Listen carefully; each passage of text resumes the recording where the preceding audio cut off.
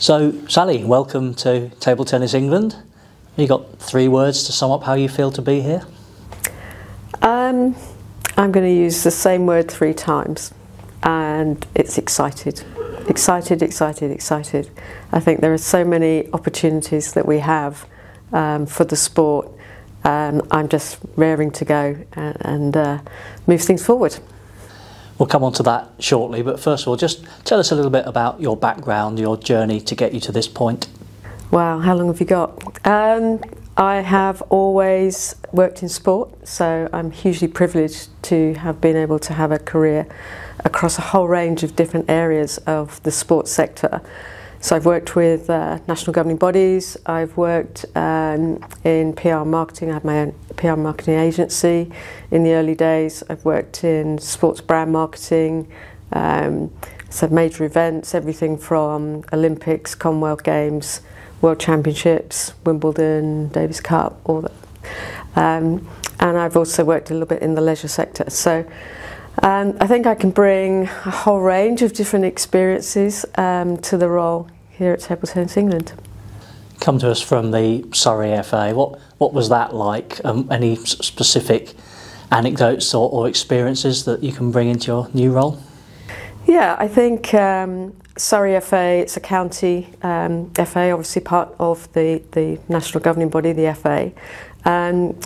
It's actually, the size of Surrey FA is probably similar to some of the national governing body sizes in terms of the number of clubs.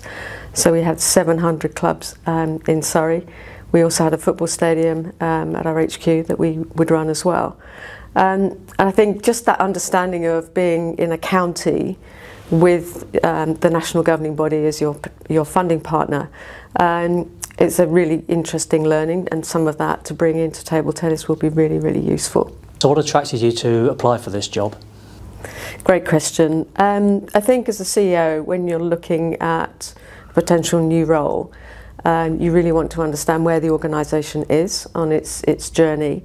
And I think throughout the whole of the interview process, what became really, really clear was that this is a really great opportunity and a moment in time with the Worlds in about 18 months' time and the other events that are set around that, plus the growth of your community activities and the Ping project.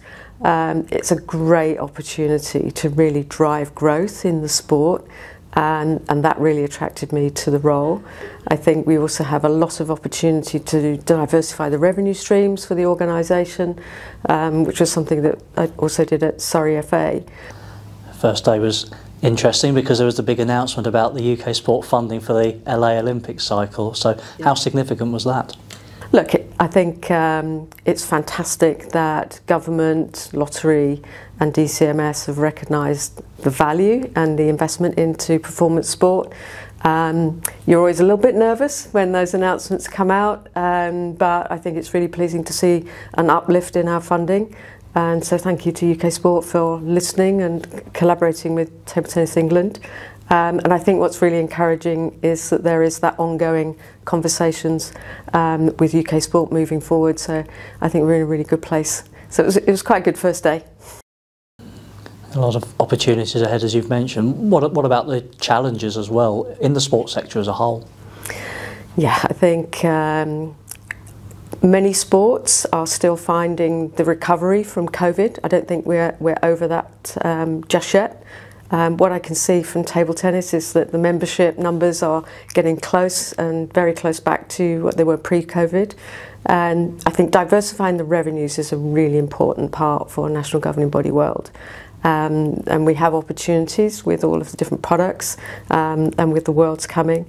So one of the key things that I want to be doing is getting out there and talking to those big commercial partners about the opportunity, the social impact of table tennis, and hopefully we can shift the dial in terms of the revenue coming into the sport. And I think we have an obligation to do that as a national governing body. So what else can we expect in the months and years ahead? Yeah, for me, exemplary governance underpins everything that we do. And if we get that piece right, we are set up for success. Secondly, I think we're going to be laser focused on our strategy. Table Tennis United is a powerful strategy, so we need everybody to be behind that. Key to delivering some of those areas are around digital transformation. That will be a big part of what we want to do, and get those 3 things in place, and that will help us drive growth. The approach is going to be brave and bold. We're of course also a membership organisation, so do you intend to get out and about meeting as many members as you can? I think prior to even starting, I had already had a plan of where and how and who I want to go and see, and that's a fundamental part of the first couple of months, getting out on the road as quickly and as often as I can. So definitely coming from a county as well, I know how important that relationship is, so key for me is about building deeper, richer relationships, and that starts with being out and listening to the voice of the membership and making sure that we really hear that, and as I say, we build and develop those relationships moving forward. Got a busy year of competitions ahead, of course, so where are you starting? Are you at the Nationals qualifiers? Yes, so on the 4th of January I will go to the Mark Bates Limited National Qualifiers, so that will be my first opportunity to be front and centre with the players and with all the volunteers and officials at the event, so I'm really looking forward to that. Have you ever wielded the bat yourself? I have. We used to have a table at home, and so I spent many hours in our front room on the table. I also played for my school as a kid, so I'm pretty keen to get out there around the table in the office here, and hopefully I won't be too embarrassed.